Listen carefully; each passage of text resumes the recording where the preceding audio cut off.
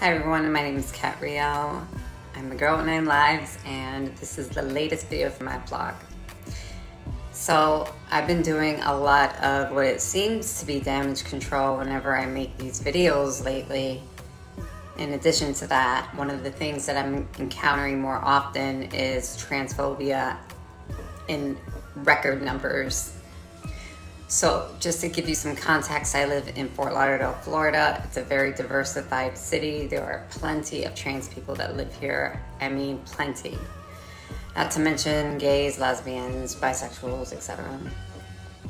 We're very visible here. The community is, the city's known for its big LGBT community, and I've never really felt afraid to be who I was until now. Now keep in mind, what I'm going to say is definitely not popular opinion on the internet, and I'm sure that I'll get some backlash from it, but I don't care because I want to use my voice to let it be known of the decrease in opinion towards trans people and the increase of violence and discrimination that we're facing.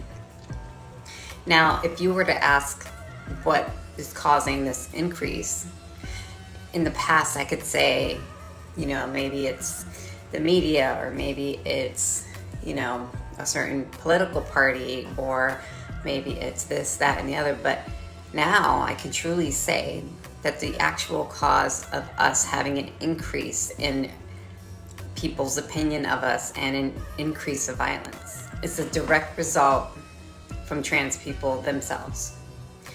If you're a trans person living in 2023, know this. It is your counterparts, people that are just like us, that's causing all of this drama, that's causing all of this violence, that's causing all of this disdain people have towards us. It used to be a time where I could walk around the streets of my city and never feel worried or never feel like I'm being harshly judged, and never feel as if people are looking at me with just complete hatred in their eyes. But those times have changed, and it's a direct result of the misinformation, the aggressive nature that trans people and non-binary people are pushing forth their agenda.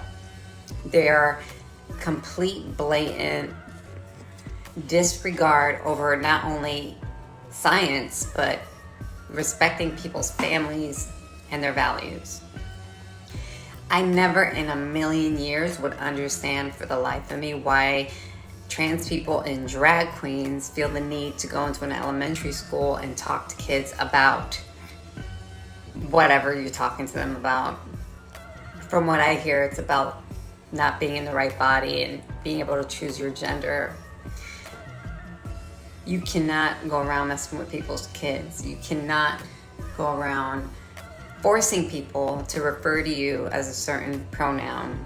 As I said in another video, I would love more than anything for people to perceive me as a natural born female, because that is my goal as someone that has gender dysphoria and I'm living as a trans woman.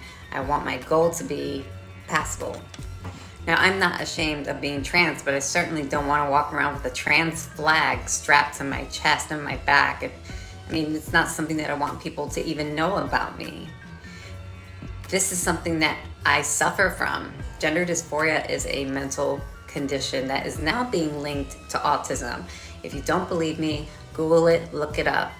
They're finding that there is a direct connection between people that have autism and people that suffer from gender dysphoria. The science has shown that they've tested many different types of populations of people, including children and adults, people that just suffer from autism and are not transgender but may have tendencies to be, people that are adults and are living as transgender people, but then also finding that they also suffer from autism. It's an incredibly fascinating research paper that I read. And there's also videos on YouTube that you can just type in the search engine and they'll pop up, because it's a very known thing that's happening now. People are finding this correlation between the two, and it is just further proof that this is the way that we are born, and this is not some random decision that we made to do this. My decision to come out as trans was done in my 40s. I was a well-established adult. I had many years to think about it and talk to therapists and talk to psychiatrists and my family, and develop a support system and do so responsibly. When you're a teenager and you're doing it because social media tells you it's the latest fashion and it's cool to do, the ramifications of that are deadly. And because there are so many young girls specifically dying and mutilating their bodies because they think they're trans, because social media and the reaffirming care that they get from their doctors and their therapists are telling them that they're trans. And as children with minds that have not developed fully, the destruction that's being done is irreversible, and it's tragic and it's heartbreaking. And for people that are making videos about detransitioning, and for trans people and non-binary people to attack them, is so incredibly horrifyingly distasteful, and you should be ashamed of yourself. It's hard enough being trans, but imagine going through the process of transitioning only to realize that what you were really suffering from was some form of depression and not gender dysphoria, but you were misdiagnosed. Think about the impact that would have on a young person who's just getting started in life. The humiliation, the devastation. The government and the leading political party right now, they are completely responsible for pushing forth this agenda with the disregard of children, the disregard of natural-born women. What has happened to natural-born women is completely unspeakable. I were natural-born women if I was a natural-born woman, because I'm not, and I never will be. I'm a biological male, and I live as a trans woman, and there is a distinction to be made there. But if I was a natural-born woman, I would be infuriated that they would take somebody like Dylan Mulvaney and make them Woman of the Year, or the spokesperson. To make Dylan Mulvaney the spokesperson to Ulta is a complete disgrace and a complete slap in the face to the women, the natural-born women that spend tens of thousands of dollars, if not millions of dollars, on their cosmetics, that they're going to choose this caricature of a trans person to be their spokesperson. It's baffling. As a trans woman, I think Dylan Mulvaney is very disingenuous, and I hate the fact that this is the person that is being chosen, because that's what he's being. He's being chosen by this current culture now to be the spokesperson for a trans person. I mean, are you fucking kidding me? Let it be known that not all of us think alike, and I will go back to saying this. If you're currently a trans person and you're not a teenager or in your early 20s, but you are experiencing an increase in people being discriminatory and aggressive towards you and showing blatant hatred towards you, you can thank your brothers and sisters that are trans, because they're the ones that are causing it. And I would behoove you that if you have the courage to do so, be a voice against it, so that the transsexual movement, those of us that know that we suffer from gender dysphoria and know that we're not actually men or women if we're trying to present ourselves as such, that we need to speak up, and we need to let the world abroad know that we are standing side by side with them, that we believe in science, we believe in the privacy and the sanctuary of families, and we believe in giving people the freedom to address us however they want. Let it be told, I hate getting misgendered. I hate when somebody calls me a he or a him. I hate when somebody calls me by my natural born name. I hate all of that. However, I would never want to take the person's rights away like they do in Canada and force people to call me what I want them to call me. The non-binary movement has made a complete mockery of the trans movement. being a type of individual that claims to be something that does not exist, that claims that sexuality is on a spectrum and that you can feel like a man 1 minute and you can feel like a woman the next minute, and you can choose and you can flip and you can flop. How do you think that makes any sense? And what type of message are you sending to people that are already struggling with their identity? You know, I've been trying to do damage control, and I'm not alone. There's other transsexuals that are making these types of videos to try to expose the madness that is being brought forth by the transgender movement. But we cannot do it alone. We need to be strong in numbers. We need to be able to bring things back to normal, if it's even possible. I'm telling you right now, I'm getting to the point where going outside is becoming dangerous, and it's making me more fearful to leave my house. Today I was at the doctor's office, and some of the people that I encountered, people that I was not speaking to, people that I was not interacting with, showed me such complete disdain and hatred. And I don't know if you know what that's like, but just think about it. We are human beings. We're social creatures. We crave human connection and connectivity.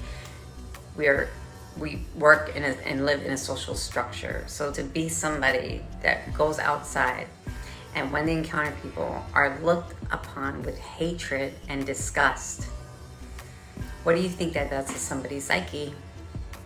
What do you think that does to somebody's self-esteem, their ability to love themselves, their ability to feel connected to the community that they live in? It's awful. I wouldn't wish it on anybody. Let me explain something. This is not something that I just randomly decided to do. This is something I struggled with my entire life, and when I did so, and I continue to just live my life in private for the most part. I mean, I know I do these videos, but I do so not for indoctrination for people to become trans, but as a way to show how my life is unfolding as I progress in my transition, so that if people are struggling with something similar, or even if they're not trans and they just can relate to some of the fears and struggles that I have in other aspects of my life, that maybe this can help change people's lives. This is the reason why I do it. Oh, and also for me to vent, have a way to vent about the things that I go through as a trans person. Besides that, when I'm in my community, which people don't know that I have a channel, people don't know that I speak about these things. They don't know anything about me. But I'm certainly not the type of person to push what I am into people's faces. I don't deny who I am. If somebody were to ask me, I would be completely honest with them. And when the moment is right, sometimes I just reveal who I am to people just so that they can know. For one reason or another, the explanation of me being trans is pertinent to that conversation. But I don't push it into anybody's front step. I think you should take lead from the gay community. They did their presentation of who they are and where they stand in the community throughout a period of 30 years, where they made themselves visible and they did protests and they fought for their rights and they fought for their laws, and they proved to people that they can too love someone and they can marry and have a family, and all of this has been done. And as much as the gay community is a thorn in my side, I have to give them props for the way they went about getting acceptance in society and in today's day and age. They did it with class, with intellect. Now compare that to how trans people have done it in the last few years. Saying, I'm trans, you better call me she or her, you better do this, you better do that, or I'm gonna shut you down, I'm gonna cancel your videos, I'm gonna get you fired from your job. I mean, come on, who would want anybody like that in their life? And these people don't differentiate one from another. They see one, they think they see all of us. So if you're having trouble with people being violent against you, and if you're having trouble with people discriminating against you, and you happen to be trans, it's your own community's fault. Shame on you for what you've done. You guys have made a disaster of us. a disaster, and you should be ashamed of yourself. There's nothing really more that I can add about this topic. I think I'm beating a dead horse, and I'm sure I'm going to have to be reading a bunch of comments by hateful young generation trans and non-binary people calling me transphobic and a fascist and a Nazi because I don't happen to agree with the way they go about doing things. Get over it. Your generation stinks with narcissism and self-entitlement. You don't deserve anything. So I will continue to live my life the way that I live it. I will continue to do damage control as much as I can. But I pray for the community abroad that one day things will change for the better and not the worst. Thank you so much for watching this video. Please send it to people that you think it might be able to help. Don't forget to hit the like and subscribe button, and I'll see you in my next video.